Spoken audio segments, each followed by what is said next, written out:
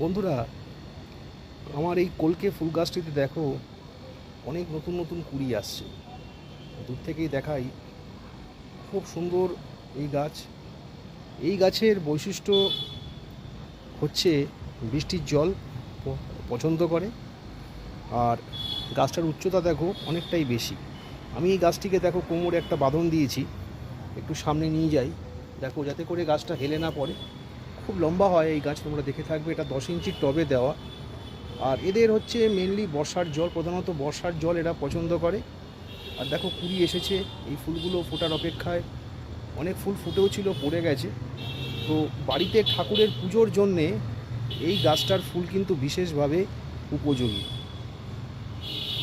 মাসে একবার করে মিক্স খাবার, সর্ষে খোল পচা জল অবশ্যই দেবে। চ্যানেলটিকে সাবস্ক্রাইব করো, লাইক করো, শেয়ার করো। প্রত্যেকে ভালো থাকবে বন্ধুরা।